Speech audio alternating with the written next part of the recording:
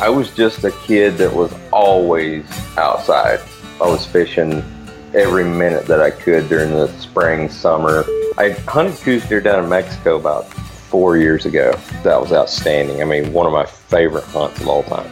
I think he killed more deer driving and checking the cows, drinking his coffee, smoking a cigarette than I did spending all that time freezing my butt off and all that work that I put in. We had a bear cross the road in front of us, and the bear just meanders up the ditch and in a split second wheels around, comes flying down the ditch, false charges. I tell you what, it's been a fun journey so far, and it's just getting started. Hey guys, this is Dennis Stokes with Initial Ascent, and you are listening to Living Country in the City. Y'all ready for your dose of flyover state spirit? Straight from the concrete jungle? Well, put down your latte and pull on your boots. It's time for Living Country in the City.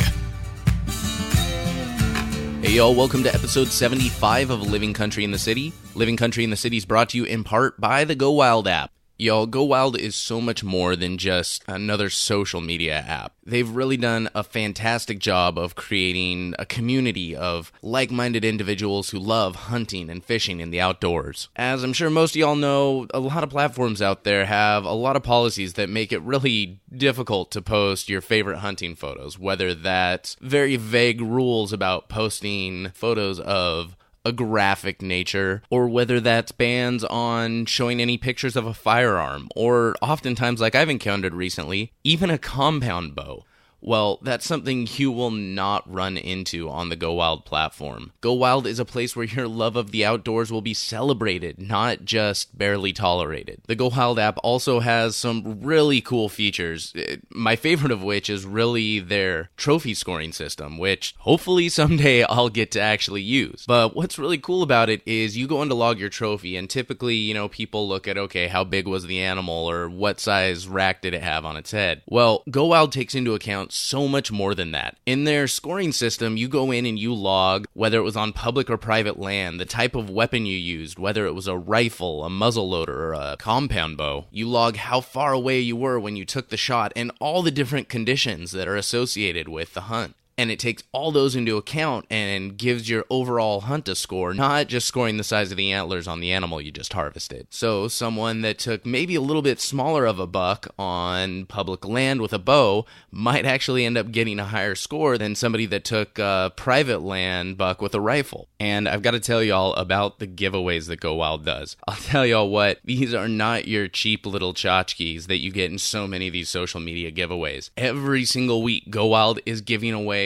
awesome gear, and we're talking like $500 coolers, hundreds of dollars worth of fishing tackle, optics, fly rods, all kinds of great gear that, trust me, you will want. And they are doing one of their biggest giveaways right now to date, y'all. This one is awesome. They're giving away an all expenses paid whitetail hunt in Texas that also comes with a full lesson from the one and only Jeremiah Dowdy from Field to Plate on butchering and cooking the whitetail. They're also throwing in a bunch of 6-sight gear, camo, and all you have to do is hop on the app and take a pledge to take someone hunting or fishing this year, someone new. So y'all make sure you head on over to timetogowild.com or search for Go Wild on the iOS or Android app stores. Also, I'm teaming up with Go Wild to do a giveaway of our own, and entering is super easy. All you have to do is, if you haven't already, go download the Go Wild app and create an account. When y'all get in there, you can log time for doing different outdoor activities, and that also includes listening to outdoor podcasts. Now, what I need y'all to do is log time for listening to any episode of Living Country in the City. When you log that time, make sure y'all tag me, Samuel Ayres, that's Ayres, and in parentheses after that, it'll be Living Country in the City, so you know you're tagging the right account.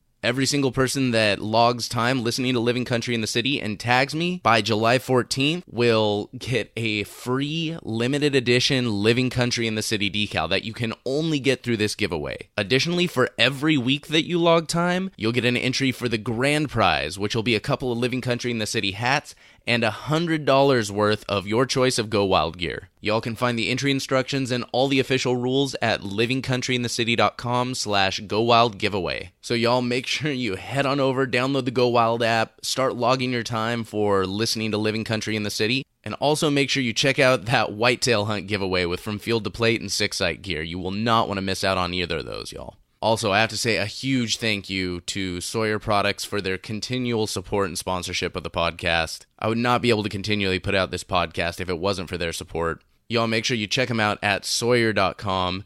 If y'all are looking for those essential pieces of gear, stuff like insect repellent or first aid and water filtration, Sawyer really needs to be your go-to. Their gear is lightweight and absolutely bulletproof, and it's designed to keep y'all in the outdoors for longer. So once again, check them out at Sawyer.com. All right, so getting on to today's episode. Y'all, I have a good buddy of mine that I met actually out at the Hunt Expo. We got a chance to sit down and talk for a while, really get to know each other.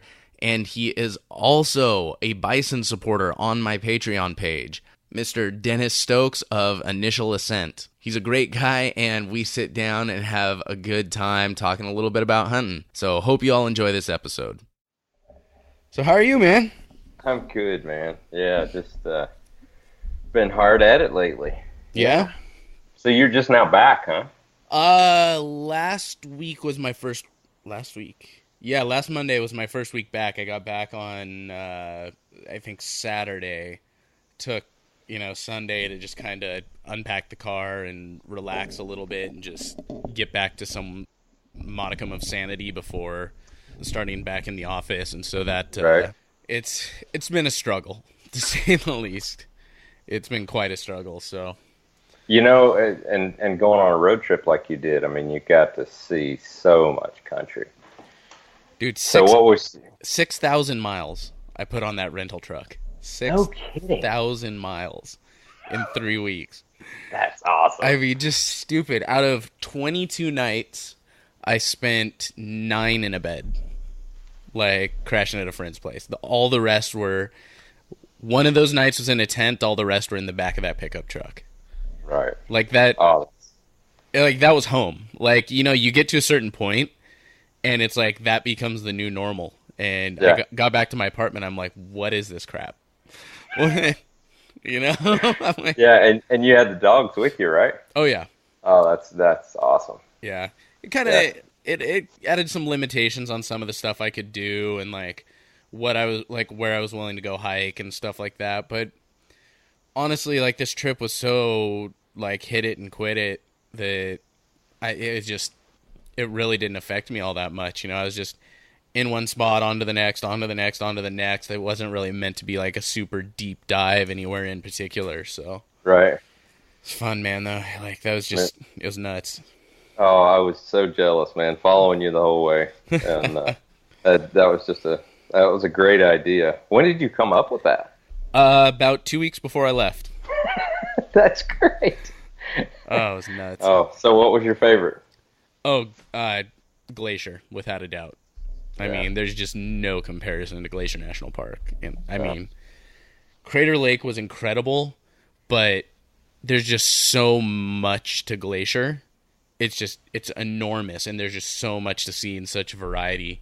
It's like Crater Lake, I feel like you go to one specific spot, and I mean, there were just tons of amazing spots, but Glacier, I mean, I've always had a soft spot for Montana anyway, so that didn't hurt at all. But yeah, Glacier is one of my favorite spots as well. The family and I went over, I think it was 3 years ago or something, spent 3 or 4 days there, and it was fantastic. Did a bunch of hiking, just got to see a lot of stuff, a lot of animals, and it was awesome.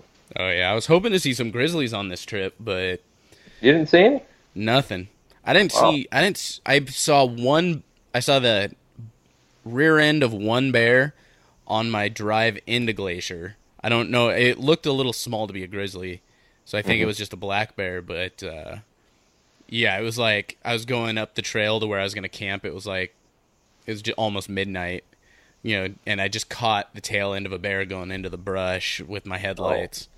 Oh. And that was about it, but I'm like, the one bear I see on this trip. Yeah. But yeah. We had a bear cross the road in front of us when we were in Glacier, and the oncoming traffic had stopped, so we're letting the bear go, and sitting there watching it go across the road. We're keeping our distance, and it crosses the road, goes down into the ditch, and the car that was oncoming pulls up beside it. They roll down their window and they yell something. Jeez. The bear just meanders up the ditch, and in a split second, wheels around, comes flying down the ditch, false charges. Jeez. And stops probably 8 feet before it got to that car. And these people were scrambling, freaking out, trying to roll windows up and everything. And so it stops, 8 feet from them, and then just turns around, walks right back up the ditch. And these people had to sit there for a couple minutes and just catch their breath. And you can tell they're just scared to death. Jeez. And we're laughing meantime, but I had never seen anything like that. They probably never went to a national park again in their life or whatever. They're well, you always hear about these people getting way too close and, not remembering that these are wild animals and that they could tear your head off. Oh, admittedly, I probably got closer to a moose than I should have, taken some photos while I was up in Glacier, but yeah. I mean, the second that thing turned its head, I was like halfway back to my car already. And I mean, I was probably about 5 to 8 feet from my door. I was ready to dive back in that thing. I prepped myself for if this moose decided it did not like me taking its photo. I'm like, I don't know. I refuse to be that. I refuse to be one of those stories. So. Oh yeah. Well, and you hear them all the time. The people taking, like in Yellowstone, they taking pictures of the bison and getting way, way too close. Oh, it's insane. I told this story. I think I told it on the last podcast I released. We saw this Asian tourist family come up when I was just little. Saw them with their freaking toddler on a bison. I was crazy. I didn't understand how crazy that was back then. Now I'm like, holy crap. It just blows me away. Well, it's amazing that it actually stood there, and let them do that. And they're just smiling, probably, Yeah. I think you said, of course it was before cell phones and selfies. And yeah, it was it was full on, okay, everyone get around the bison and take the photo. And yeah, I mean, we've all seen those people. Jeez. Man, this was my first time, as far as I remember, this was my first time back to Yellowstone since then. Oh, wow. Through there, yeah. But that was cool. Finally got to see my first elk on this trip. Awesome. Coming down out of Glacier West, and then I saw some a lot closer down in Yellowstone, and it was incredible. What'd you think? I mean, when you saw it, was it larger than what you had imagined? It was about what I expected. Yeah. I think it didn't really, and also it wasn't. It's different because it wasn't like I was in the forest and had it coming out of the woods towards me. There's still that separation. Even if I get out of my car, and I'm leaning up against the fence line, or leaning up against my horse, I'm like, there's still kind of a distance and separation versus your kind of active participation when you're in the woods, kind of a thing. Yeah. You know? Yeah. And all I saw were cows. I didn't see any bulls. And so seeing a bugling bull is going to be just a completely unique experience, I'm sure. So yeah, you're going to get to see it this fall, man. If not before. Oh yeah, I don't know. I've got some good opportunities coming up. I was going to hit Idaho again, but I just had a really good opportunity. You probably saw the llama picture I posted. Yeah, the picture of all the llamas. Those guys were. Want me to come out and hunt with them. They've got a really solid spot that's an over-the-counter unit, but it's kind of a little hidden honey hole. and they want me to come out and hunt with them. I'm like, wait, so you guys already got the spot, and you got pack llamas, so I don't have to do any work, pretty much. And they're like, kind of like, yeah, I guess. I'm like, all right. That's fantastic, man. I'm like, that's the way to do it. And then I got Brandon Waddell. I mean, you guys know him. And, Yep. Muley Matt Howell. I had never met him, but yeah, I know of him. He's good buddies with Brandon, too. And, I was hanging out with them in Durango, and they're like, oh, fine, you don't want to come hunting with us. I'm like, you guys never invited me. Don't give me that crap. And so they're like, well, here's your official invitation. I'm like, I'm not going to just be like, hey, guys, I'm going to come down to Durango to hunt with you. Like, just invite myself. Right. I don't know what y'all are doing. And so, I kind of, I was talking with them, and I'm like, well, that actually works out perfect, because if I end up getting a license and tag for this unit, I'll go hunt with these guys. If I'm successful, awesome. Brandon, has his full setup. He's like, bring down your quarters. We'll process everything. You can wrap it there. Like, you can get the whole thing on video.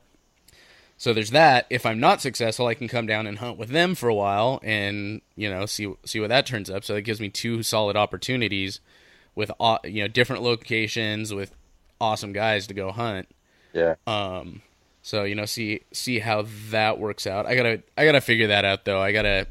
Because I gotta look at the units and see where they're at to see. I don't know if Colorado's at all like Idaho, where you get a pretty decent swath when you buy like an over-the-counter tag.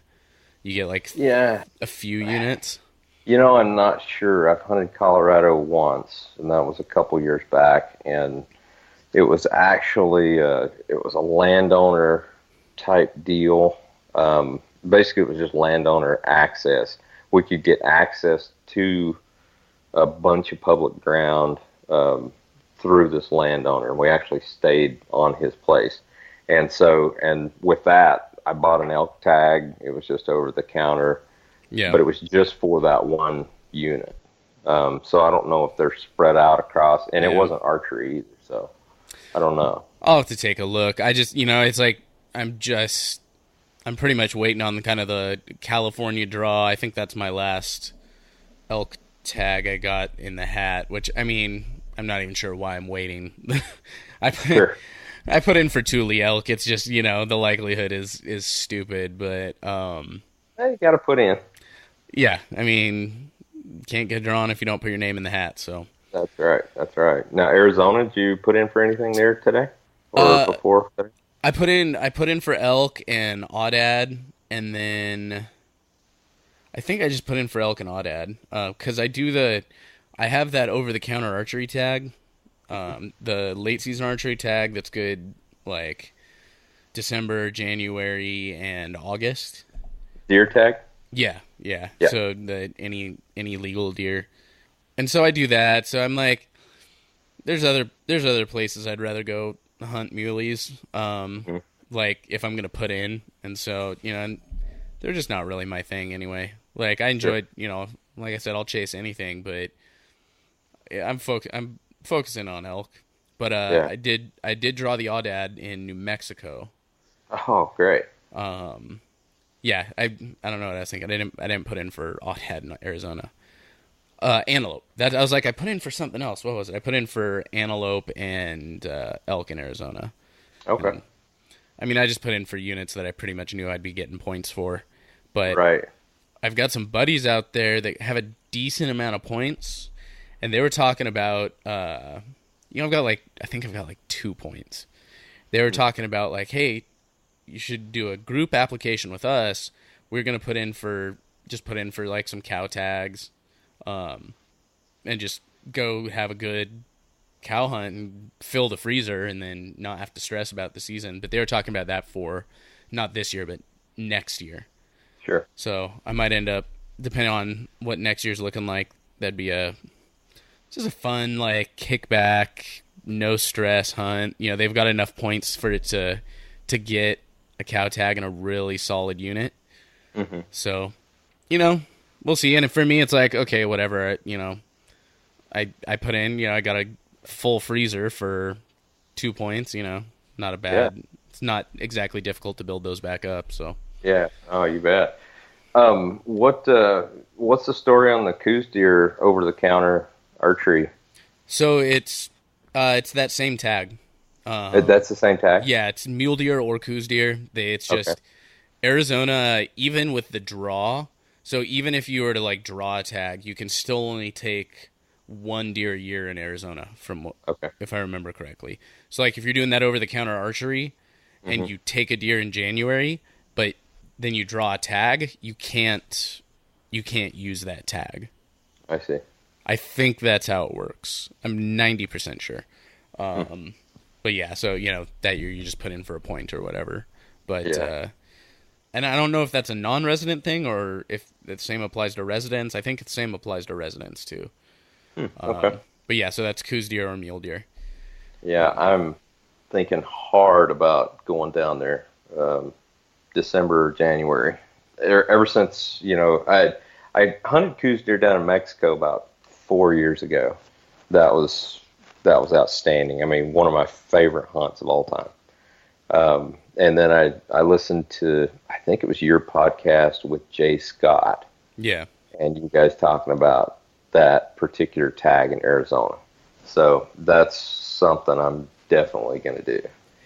I mean, if you're putting in, you guys are southern Utah, right? No, we're actually in Idaho. Why did I think you were in Utah? I don't know. Oh Southern no, Idaho. no, I know who I'm thinking. I'm getting mixed up. I was confusing a conversation we had with a conversation I had with the Scree guys. Yeah, yeah. Idaho's a bit more of a trek. Like it's nice for me because that's it's like a 4 to 5 hour drive for me to get into Arizona. Yep. It's if I want to get into like Coos country, it's more like a 6 to 8 hour drive. But I mean, I can hop in. Not that stay on this side of Phoenix. It's 5 hours for me to get into some decent country for hunting, and that's the nice thing about those tags too is it's one tag. I mean, it's valid. Like I swear, like 75%, 80% of the state. Like some of the best units out there, and you get to hunt them over the counter. Wow. So, and you're hunting in January. yeah, it's rut hunt, or if you're a velvet guy, you can go chase. I mean, if you're willing to brave Arizona in August, you get to chase them in velvet too. Oh, sure. My buddies are like, yeah, we don't hunt in the middle of the day. They're like, we have a lot of air conditioning and beer that we go visit, and then we hunt in the mornings and evenings. There you go. Yeah. He sent me a picture. He's grilling just this big old, I think it was a tri-tip or something, or I can't even remember. He's like, by the way, we're also going to be eating very good when you come by in August. I'm like, all right, I'm down. There you go. But yeah, Yeah, and the deer they're going to be out, early in the morning, and probably by 9 o'clock they're going to be bedded down in the shade somewhere, huh? oh yeah, I don't imagine they. Who knows? I don't know enough to really tell one way or the other, but I wouldn't imagine that they would be moving around in whatever 110 degree No. heat. Something tells me they'll be super I wonder if that's I wonder if that's almost a benefit to some extent, to where they'll be just even more active if you go at a time where it's like super hot but it's dark of the moon. So there's just a super limited time when they're moving. I almost wonder if that kind of gives you an advantage. It just narrows down when they're going to be active, and they're going to be like super active because they got to get all their stuff done. Yeah, I would imagine so. I grew up in the South, and unless it was in the rut, nothing was out. Past 9 o'clock. I mean, it just got too hot and humid, even during hunt season. Yeah, I couldn't imagine. Like I went and sat in a tree stand in Mississippi over Thanksgiving for a while. Oh, bless your heart. Oh man, but That's what they say down. Yeah. Well, bless your heart. And I mean, geez, it honestly didn't get. I mean, it got down probably I think the mid-20s, Oh yeah, But I mean, it was pretty frosty. that's chilly down there. Yeah. Did it? No, maybe it was 30s, mid 30s. I don't know. But I just remember sitting in that metal tree stand. I'm like, this thing just sucks the life out of you in the cold. All the joy and warmth from your body is pulled right from your butt cheeks. Like that's right.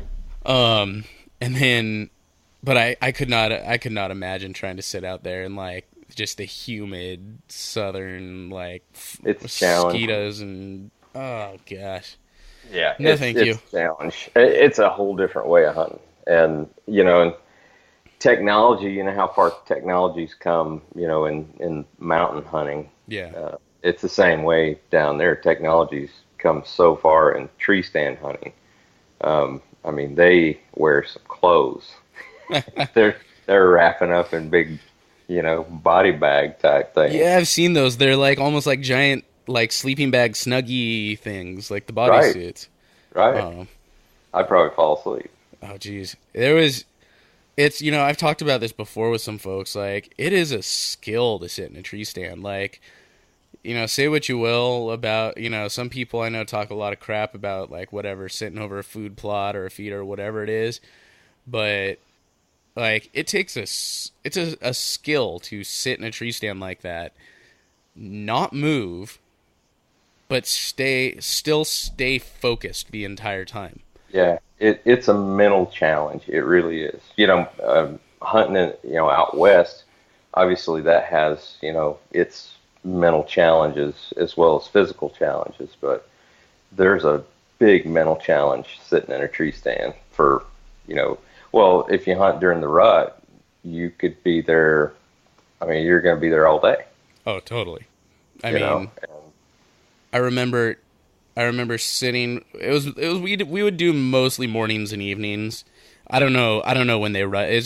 Do they rut like later, like down in Arizona or? Yeah, so typically January. I mean, where I grew up in Northwest Florida, they were typically late December, January when they were in the rut. And, okay.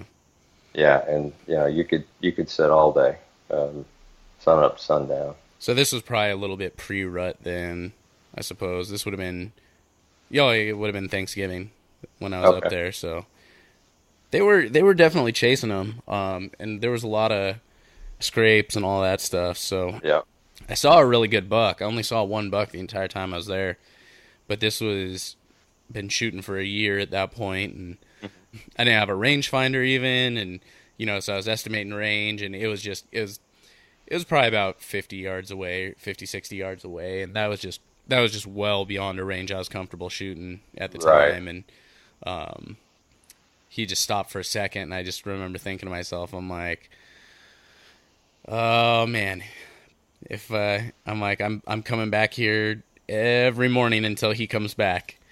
And he never did. Never saw him, and I saw maybe 6 or 7 other does during that time, and just there was nothing to even draw back on. I think I actually drew back maybe once that entire trip, but that was my first experience with hunting. Like, really? Yeah, was all of that was tree stand time in Mississippi. But yeah. Too bad they didn't have a bunch of doe tags, that they needed filled. Well, no, they were looking to get does. I saw a bunch of them, really? but none of them. They were either crashing through, like something had spooked them way off, and they were just like tearing through, or they were just too far off and weren't heading that direction. That's the frustrating. More than anything else, I feel like that's the biggest frustration with tree stand hunting. Is you're just like you're sitting there, you're like, well, can't do anything about that one. Right. Bye. Yep. Just watch that giant buck, 100 yards, 120 yards off, with no desire to head whatsoever your direction. Yep, and there you are. It's just, oh my gosh, like, it's that's just got to be the most aggravating thing. Like, I know how much it bugged the crap out of me just when I saw does that were too far off and had no interest in coming over, but I couldn't imagine just seeing some giant buck that just has no idea you're there, but is just has zero interest in coming anywhere near you. Right. Eesh. Well, Yeah, that's why tree stand placement is so important. Growing up, I did that's mostly what I did was whitetail hunt, and I remember just how much time I spent on tree stand placement.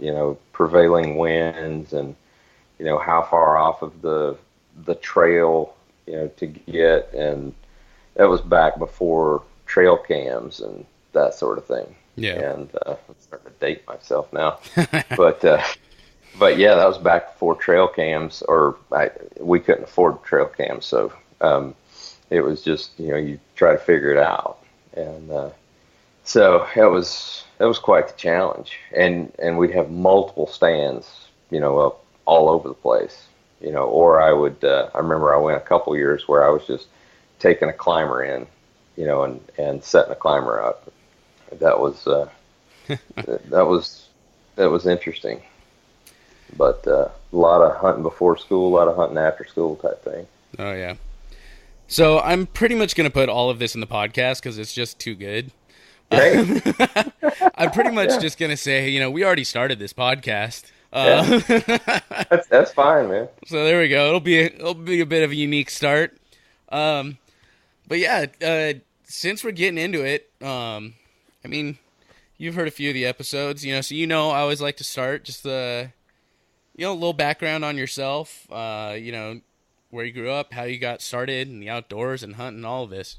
Yeah, so I grew up in Northwest Florida. I'm originally from Central Florida, and grew up on a small beef cattle farm. I guess we always had a few cows. That's how a beef cow farm is described back there. But yeah, I grew up rabbit hunting. My grandma's grove, she had orange groves, and I grew up rabbit hunting and hog hunting with my dad. We had dogs, and lots of nights hunting hogs, trapping hogs. I did a lot of trapping when I was young as well. I read the book and watched the movie Where the Red Fern Grows. Oh yeah. And that was, and I had a couple of coon hounds, Dan and Ann, of course.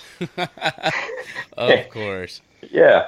And but just see, I wonder how many people listening to this will actually understand the reference, though. I don't know. It'll be interesting, but yeah, I was just a kid that was always outside, and fishing. We always had farm ponds around, and I was fishing every minute that I could during the spring, summer, and then in the fall I was doing a lot of hunting, just going out by myself, and from a very young age too. I grabbed my little Honda 125, and I would plow through to my stands and whatnot, and so did a lot of whitetail hunting. However, I wasn't real successful. I always saw a lot of deer, but I was really picky. And I had one friend that it seemed like, and they had a huge, massive land that he hunted, and his dad, they had huge whitetail bucks hanging everywhere on their wall, and it seemed like he was always killing, bucks. And back there, where we live, huge whitetail populations, but not quality. And so I remember Thanksgiving, so the Thursday, Friday, Saturday, Sunday of Thanksgiving weekend, that was when our deer season started. And you could kill a buck a day, and we didn't have tags, we just had licenses. Mm-hmm. And then it would shut off after that until about December 10th. And I want to say somewhere around December 10th and 11th, there was what they called doe weekend. And so you could, during doe weekend, it was a Saturday and Sunday, you could kill one buck and two does each day of that weekend. And then after that, the season would go to about January 31st. So basically all the way through the rut.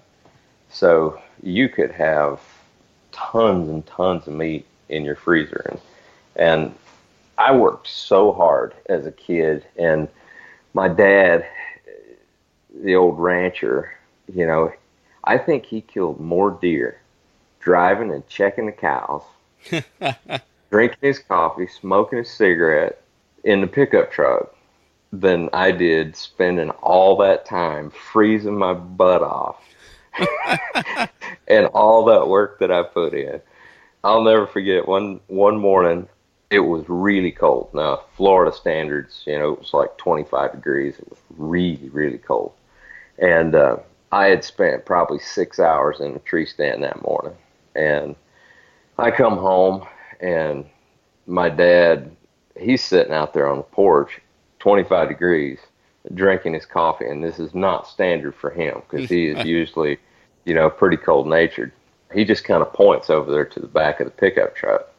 And there's a buck, you know, laying in the back of the pickup truck. And he's just grinning from ear to ear, and I'm pretty frustrated because I had spent 6 hours, and this is before all the clothes came along. You know, I mean, I'm old school, still got my Walmarts on, and so I said, well, tell me about it. You know, how did it happen?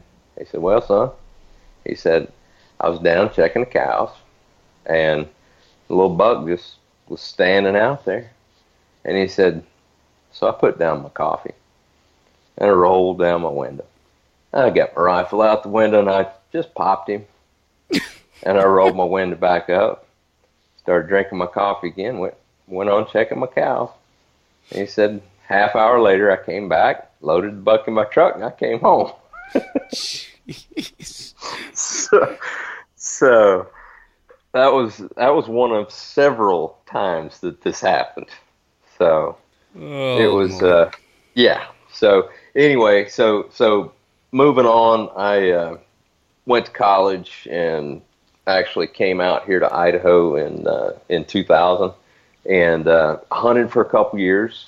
Got indoctrinated into Western hunting, and wow, I was not prepared for that.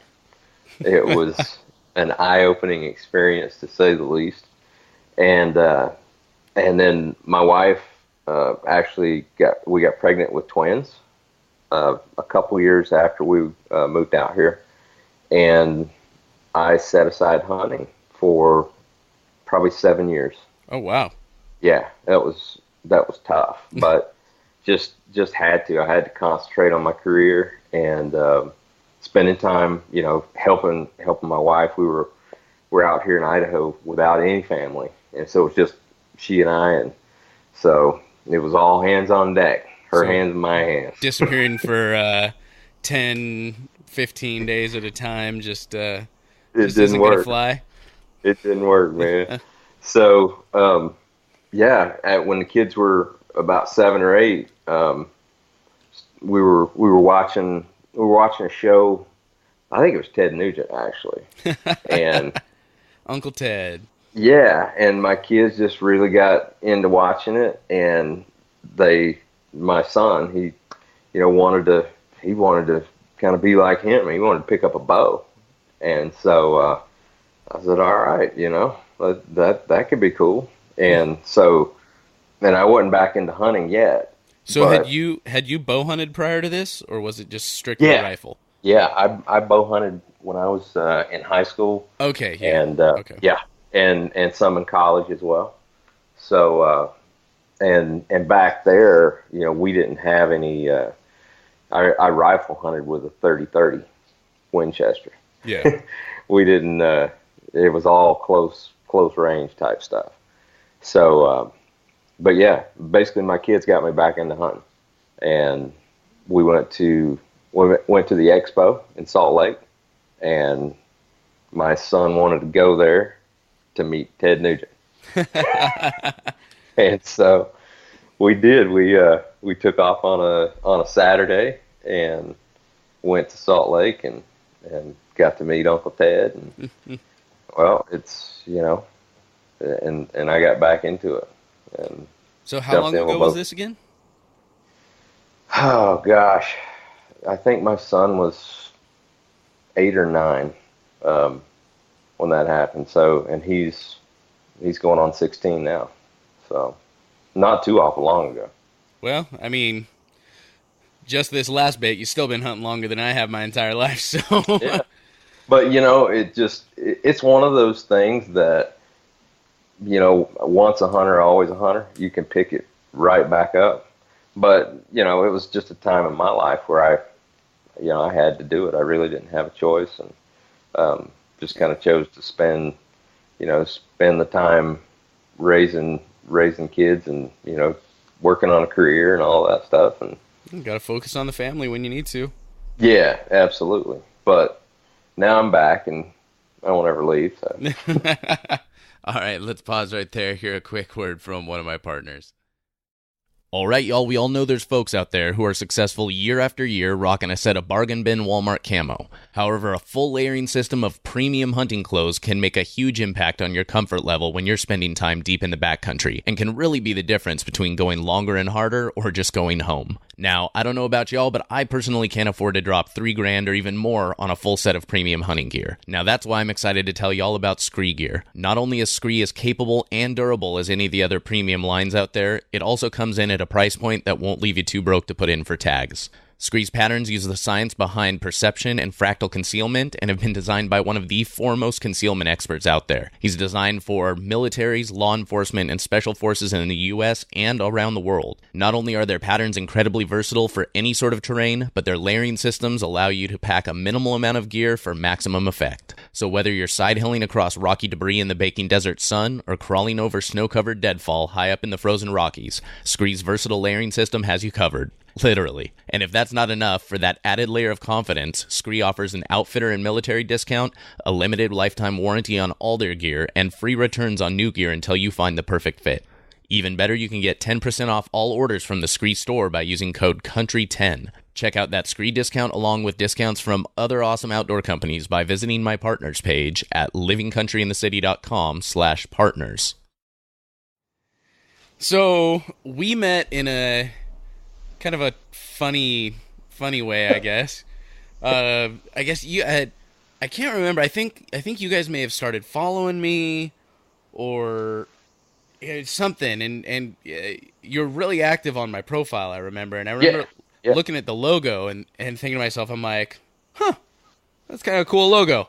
Like, I just remember kind of like, I like that. I'll check out this profile, and I just remember, I think you guys, I can't remember if I'd gone to your profile before, but you guys were announcing, this last time I did, you were announcing the launch of the new pack, and so I guess we haven't even really touched on that. If you want to, really quick, I guess, before I continue on with the story, maybe talk a little bit about that and the company. And yeah, so we've got a brand new company called Initial Ascent. And we are building backpacks for the backcountry hunter. And who is we? That would be me and my partner Joe. And we set out on the adventure about 3.5 years ago, actually. And just now, February 8th of 2018, that's when we launched, finally. So, we lots of research, development, design, and testing. Lots and lots and lots of testing. I mean, that's just got to be terrible, isn't it? Having to go out and test new packs and go into the backcountry. I mean, it's awful. I mean, it's just a miserable life, It really is. Yeah, it's and you ask the wife, say, hey, I gotta get out there again. We've got some more testing to do, and she's like, oh yeah, you got to, you've got to, you've got to make sure this is right. And I'm like, right on, just what I was thinking. So the testing is just awful. Yeah. So, but we've been at it now since February, as far as on the open market, and basically what we're trying to do, it's definitely a very competitive market, with backpacks. Backpacks have come so far technically in the last, I'd say, 10 years, but especially in the last 5 years. Yeah. And so it's a very tough market, some great competition out there. And we feel like our presence is it raises the bar. And I think it makes everybody better for the backcountry hunter. And so, what's the saying? A rising tide lifts all ships, something like that. Yeah, absolutely. So, but I tell you what, it's been a fun journey so far, and it's just getting started. Well, yeah. So I saw y'all were launching the Packy at Hunt Expo, and right. This year Hunt Expo is taking place over my birthday on the 8th, and saw y'all were launching on the 8th, and of course, I, being the smart I am, I couldn't resist making a comment like, well, hey, a birthday gift, jeez. We're just happy you reached out to us. There we go. But you're like, well, stop by the booth, and so I made sure to head on over. I think I came by first day to say hello. Yeah. It was that morning. Yeah. Yeah, y'all were kind of getting all set up and over back by the Sitka booth back there, and I think, man, I sat down. We talked for a good 45 minutes, an hour, just about almost nothing hunting related, but just about life and God and a bunch of great stuff. And then we got around to talking about the packs for a bit, and right. I remember trying. And then we got slammed. Oh, geez, man! I remember. So I tried one on, and I have a pile of different packs, and I've got an Exo, I've got a couple of Kifaru packs, and I love them all, and they all have their own places. But a pack is a very personal fit at times, and it's different for everyone. I remember putting on y'all's pack, and I was like, holy crap, this thing just fit me like a glove. It worked really well. And, you guys kind of got it adjusted for me, and we're talking, and I'm like, man, this is great. I just wish y'all had loaded them down so I could feel what it was like with weight. And you look at me, and I can't remember how much you said. It was like, I think you guys said it. You had like 40 or 50 pounds in it or something. Yeah, I think we had 50. Yeah. And you're like, dude, there's 50 pounds in there. I'm like, you have to be crapping me right now. There's no way. It just sat well, and pretty much the rest of the Hunt Expo, I'd come by maybe once or twice. I'd be over at Sitka, whatever, and I'd stick my head in, and you guys were just running like it was like somebody kicked over an anthill. Man. It was amazing. It really was. So I was really happy to see all that, and the pack system is really pretty neat. I actually, I guess it's the 12th of June, and I just went on a hike this morning. I'm sure y'all saw it. And, oh yeah, you hopped on the live. Yep. Finally got a chance. I mean, I've had this thing for 2 months now. Yeah. I went and finally was able to pick one up. I looked at the finances, and like I said, I've got a few packs, so I was kind of like, do I really need one? I was kind of looking at the finances, and I looked at the size, and it's in a good spot in between the two packs I already have. So my Exo's a lot smaller, my Kifaru pack's a whole lot bigger, and so I was kind of looking, I'm like, well, it fills a good hole. I really like you guys and really wanted to support what you guys are doing too, and I'm like, all right, I'll look at the finances, okay, and we talked, and I'm like, okay, I can do this, and picked one up, and I remember it came in the mail, and I'm like, awesome. I'm not going to open it yet because I want to get the apartment clean and get some good photos and put it on and post some stuff up. And then all of a sudden I get work gets me slammed, and then I have to go out to the desert. So I'm like, I'm bringing this thing out to the desert with me because I'll have some time out there. I'll get some good shots. Wasn't even able to get it out of the box in the desert. I finally, right before this road trip, I'm able to get it out of the box. And then because I have the dogs, I barely do any hiking on the road trip. Yeah. So I got to use it a little bit actually when I was out visiting Brandon and Matt in Durango. Oh, cool. So we did a little bit of hiking and got to try out the packs, but of course that's when my camera's broken. Oh wow. So I'm like, I swear I'm gonna take some pictures for you guys and post them No, up, that's all but right. was finally able to actually like load it for bear and throw it on and get up, and I'm really enjoying the pack. So Cool. enjoying the system. It's a cool system. It's unique. I want to do. I've actually had a couple people request that I do just a walkthrough of the pack. Sure. A couple of Yeah. my followers. So I need to hop on that and pull it apart and put it back together. It's just I really like the concept, how it's super modular, and it's just designed with a quick just put it together and take it apart. Yeah. Load your meat, strap it, pack everything up, strap it over the top. It's designed with the least amount of effort for you in mind, which I really like. So Yeah, yeah, and and one of the things that we did just to touch on it, by putting those orange bar tacks, and the user just matches them up. So really, there's yeah, no guessing with what buckle goes where and all that. So that was one of the things that we've really are proud of that, and just how it works, functionally.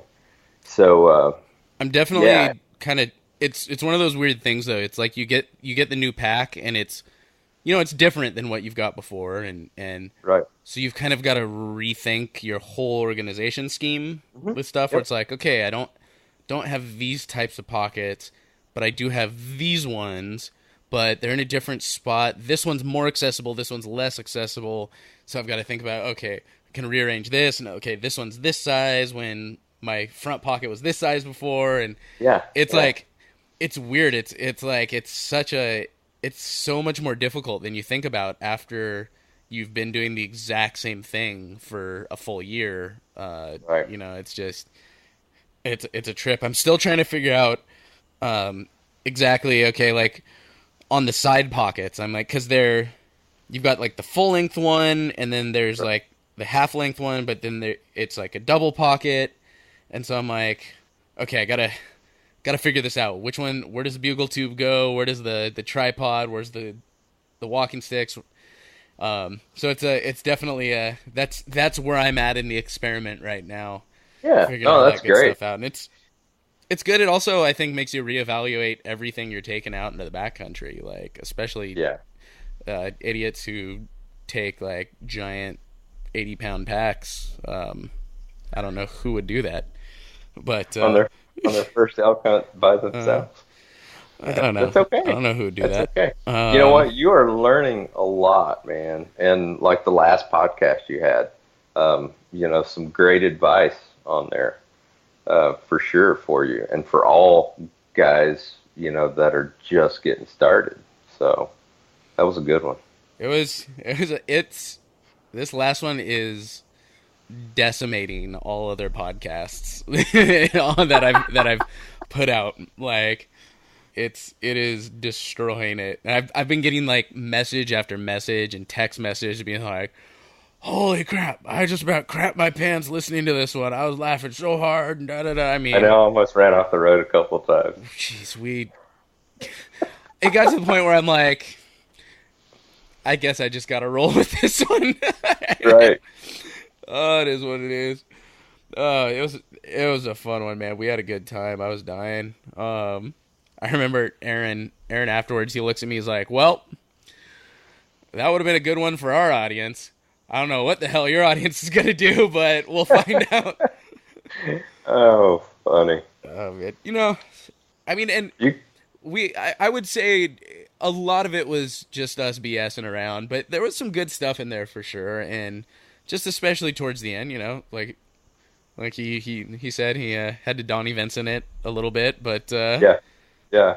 it's I kind of put all my mistakes and my stories out there, not to, I mean, discourage people from just going out and doing stuff, but I mean, just the opposite, but to encourage them to be like, go out and just get after it. Okay, if you can't find anyone to go with you, or if just no one's available, like, cause for me, I ended up kind of starting super late, figuring this stuff out. So everyone already had their hunts planned, and you know, I probably could have found some people to go deer hunting with or something local, but I'm like, I wanted to go chase elk, and I'm going to do this one way or the other. And, Yep. and, you know, I put that stuff out there in hopes that, okay, yeah, somebody will do that, and they'll have the confidence because they heard the mistakes I made. They're like, okay, well, I don't feel like I'm going at this totally blind. Yeah, you know, they'll go out and they'll make their own mistakes, and, you know, you know, everyone makes mistakes. I don't care, you know, if you're Jim Shockey, Cam Haynes, you're, you know, whoever, you're going to go out in the backcountry, you're going to make a mistake one way or the other. You know, some are bigger, some are smaller, some result in you tearing the meniscus in both of your knees. Others maybe just result in you missing a shot on an animal, but Sure. different levels, obviously, and, you know, those mistakes get smaller and fewer and more far between. You know, I just want people to... I get excited when I get those messages that are like, you know, I've been listening to your podcast, and I'm super excited because I'm going after it for my first time this year. You know, it's like, you know, maybe you've been whitetail hunting your whole life, and you've always wanted to hunt elk, but it's like, it's just this whole new world, like getting out there for 10 days after it. And, Right. you know, if I can do that, I'm stoked on it, you know?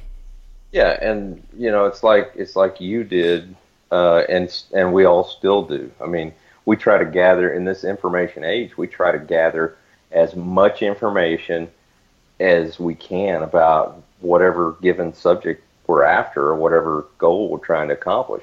So I could see somebody that wants to go after elk, you know, then so they hear your story and then they flip through your podcast and then they listen to Corey Jacobson and then they listen to Jim Shockey and they listen to, you know, all these different ones and they learn different things.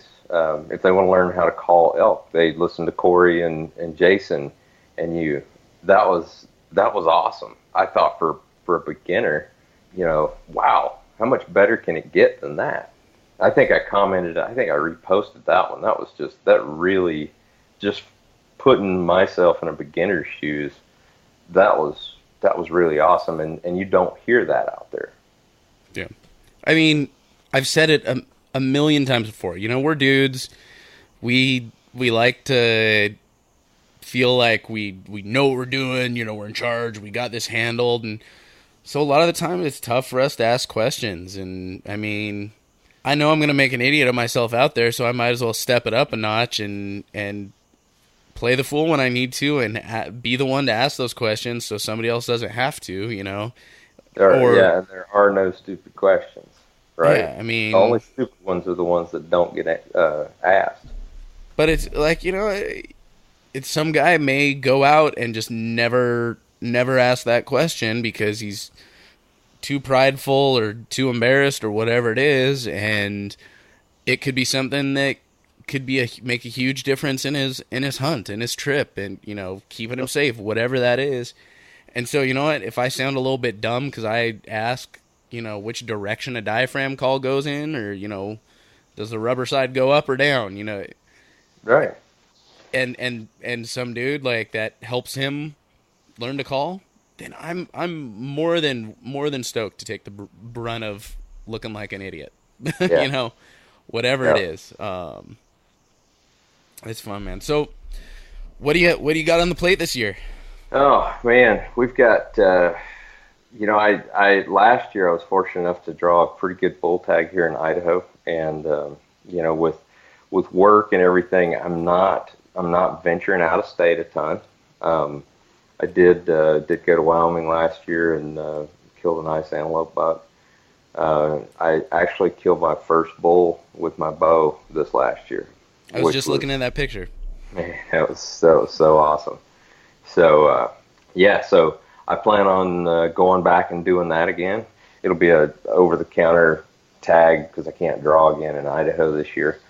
Got to wait a year after you draw. So is that a that's the thing, like for draw units in Idaho, or? Yeah, so if you draw in Idaho a bull tag, for instance, then you have to wait a year. You can't put in for a draw tag next year. So Is that just rifle or rifle and archery? Just yes, it's any draw unit. Right. That's the way I understand it. I did And not know so, yeah, so now, I'll be doing over the counter, just the general archery tag.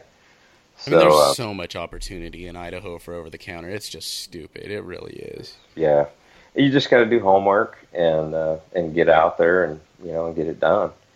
I mean, But so many of those units too. It's like when I got my over the counter tag, I thought I was just buying for the single unit, but I bought for 29, but it gave me like 30 or like 28 and 51 as well, and so it's like tripled the size of my my area and all of this stuff, and it was just it's so easy to. I mean, comparatively, I feel like for someone just getting out, it's so easy to find like opportunities in Idaho. Like it's just ridiculous. yeah, you just have to put the time in. That's it. You can find opportunities. You just have to put the time in. And so I'll do early season mule deer at the end of August, and I'll probably do a general season. I've got a cousin coming out in October again.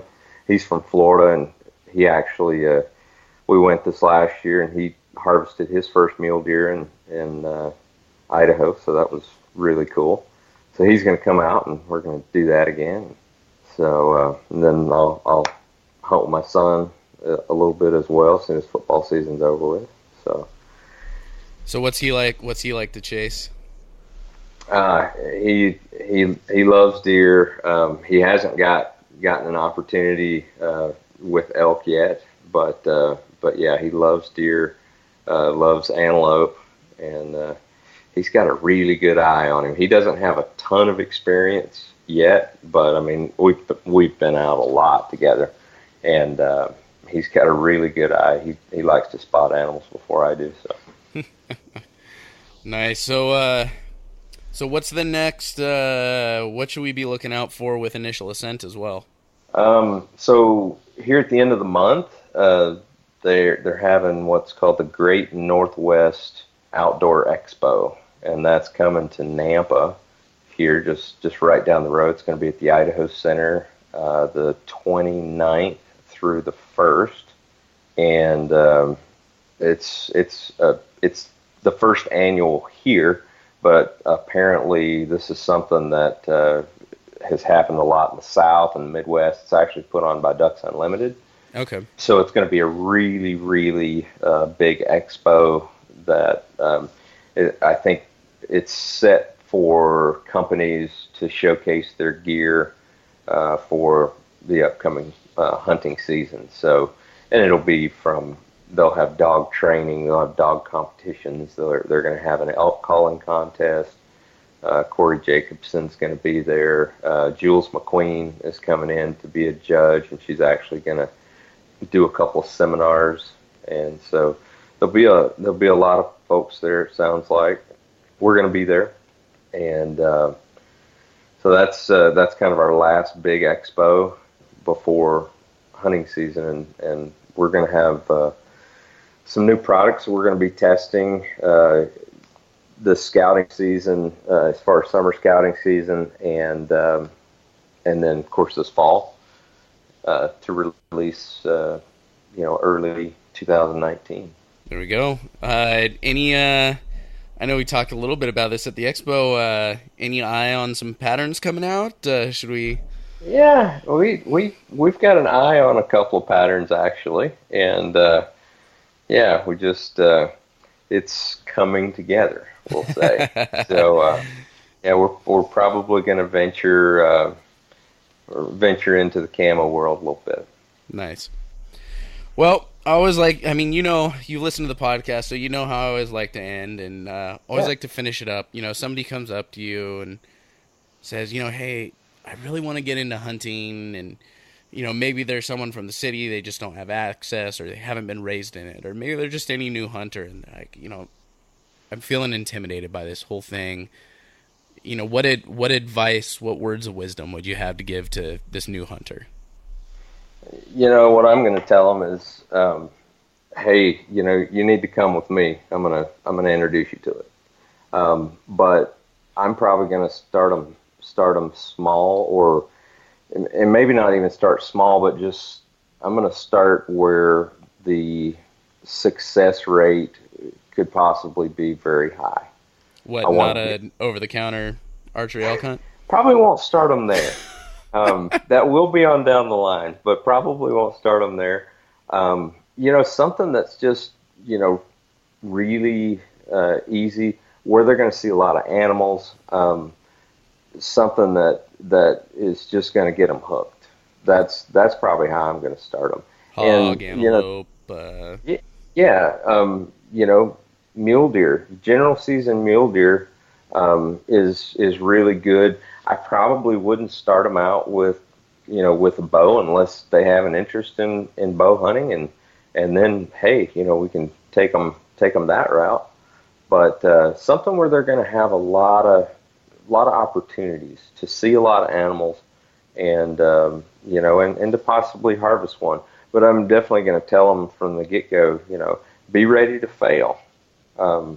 Be prepared to fail, but don't give up. Use each opportunity to learn.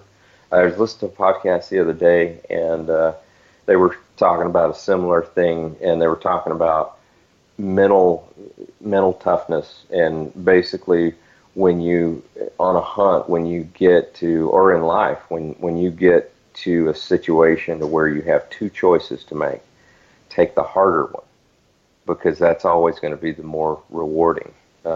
And so if you've got a situation where, I don't know, you can go this way or that way, and let's say, this is going downhill, but your opportunity for seeing animals may not be as great, but it's not going to be as hard as, hiking up to the top of the ridge so you can see a little better. And your opportunity for seeing a deer or whatever is going to be greater up there. Go ahead and take that hard one. Go ahead and hike to the top of the ridge so you can have a better opportunity. So making choices like that, I think, is very important for a new hunter. Well, there we go. Thank you so much for hopping on the podcast, man. Had a good time chatting with you, for sure. Thanks for having me, Sam. I appreciate it, man. Absolutely. All right, y'all, that'll do it for episode 75 of Living Country in the City. Make sure y'all check out the show notes page at livingcountryinthecity.com/75. And a big thank you to Dennis for hopping on and being such a solid supporter of the podcast. If y'all want to be a part of the Living Country in the City team, make sure y'all head on over to our support page at livingcountryinthecity.com/support, where you can see all the different options for supporting Living Country in the City. Some of those are simple, like just leaving a rating and review or subscribing to my YouTube channel. Others, such as financial support, come with some really great rewards. So head on over to livingcountryinthecity.com/support and check that out. Also, make sure y'all are logging that time listening to Living Country in the City on the Go Wild app. Remember, you can find entry instructions for that giveaway at livingcountryinthecity.com/Go Wild giveaway. But in the meantime, keep it country, y'all. Thank y'all for listening to Living Country in the City. Get show notes and check out the blog, product reviews, events, and more at livingcountryinthecity.com.